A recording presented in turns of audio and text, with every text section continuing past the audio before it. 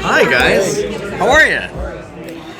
I got coffee, so I'm fine now. Eric Bauza is the voice of the Banana Splits, and the narrator, and probably like the guy in the concession stand selling you the popcorn. So if you're a fan, I'm sorry in advance. I saw it this morning. It's scary how much you sound like them. Oh, really? Yeah. Here's the funny thing is that I've never actually tried to do like an impression of Paul Winchell, who, as we know, is Tigger primarily, and you know, I've been telling the folks down the line over there that he's like the equivalent of human bagpipes. You know, he's always trying to push air through his body. You know, and he's got that big wagging tongue. So, and the other guys kind of just sound like, you know, guys that you don't want to talk to at a gas station. You know, like here's the keys to the men's room.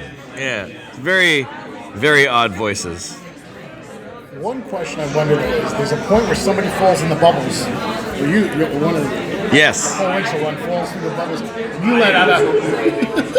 Yes. Is that going to be a Disney thing? Or Well, it's kind of like, you know, we were checking out the reference. Do these characters laugh? And sure enough, that's kind of the same laugh that he does.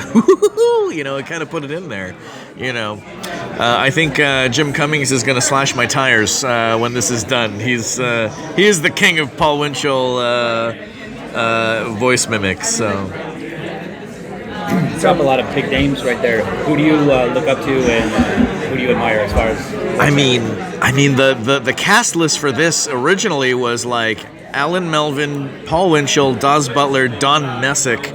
You know, these are like, that's the Mount Rushmore of voiceover. It's just missing June Foray and Mel Blanc.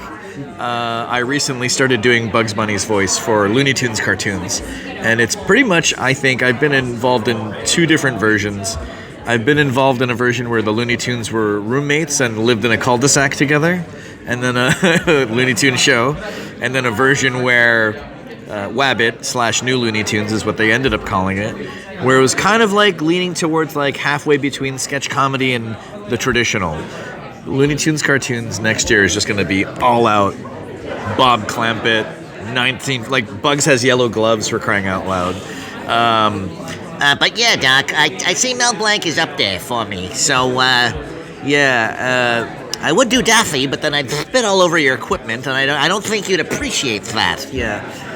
And I discovered that Daffy is almost like Richard Dreyfuss with a lisp, you know. It's like, listen, I'm not going to be a hot meal for some shark, okay? Listen, Rabbit, it's rabbit season. Yeah. So the prep for this movie, was that just binge watching Banana Splits? For the most part, yeah, because it's been a while since I'd been able to see it anywhere, but Warner Brothers, of course, had all the reference handy. So I was able to just buckle down, try to peel apart like these like voices.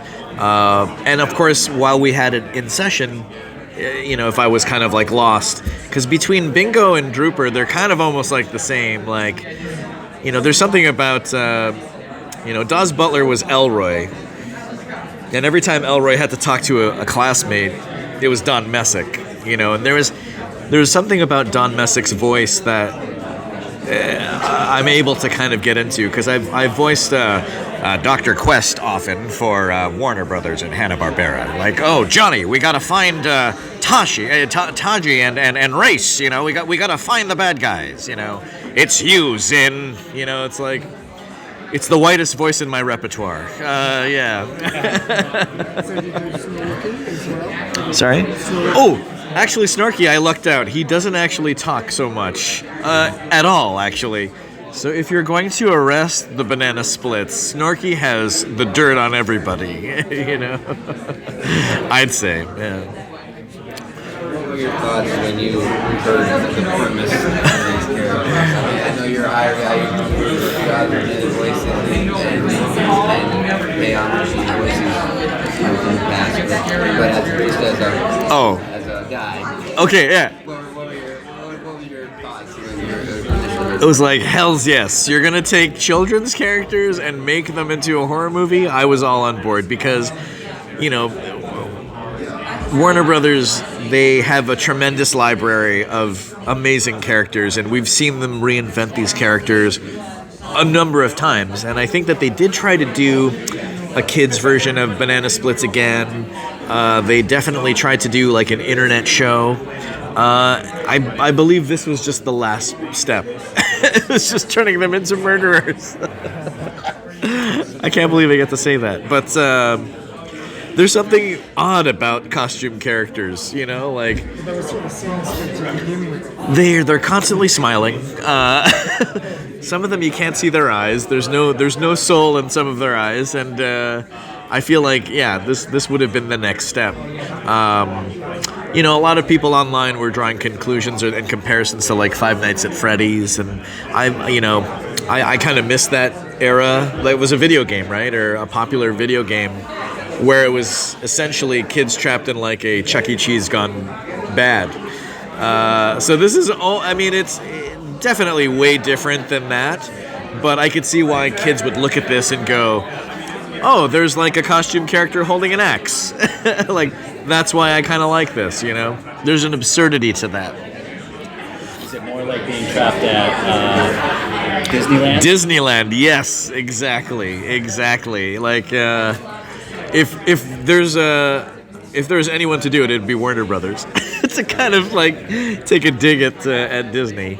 Assuming this works, what kids think do you want to see next brought to this sort of level? Oh my gosh, like to turn a franchise into a horror movie? I don't know. I honestly don't know. Maybe to do the opposite. Maybe make a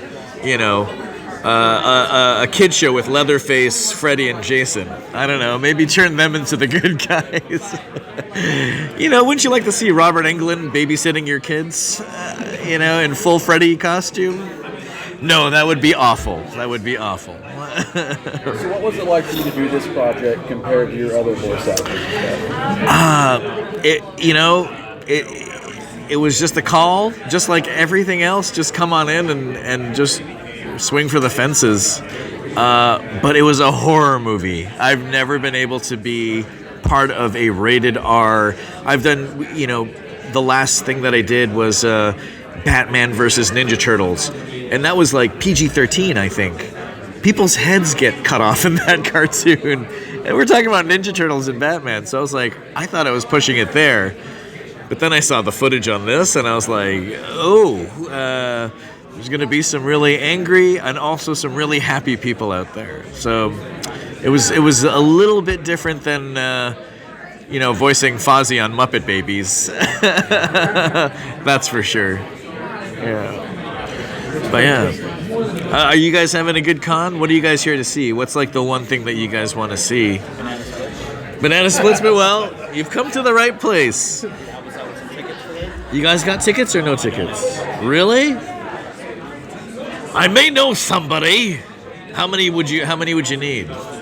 Just a double? Okay, I'll see what I can do. I may have to get one ticket and you guys tag team the movie. Yeah. I was just gonna ask you, what do you want to next?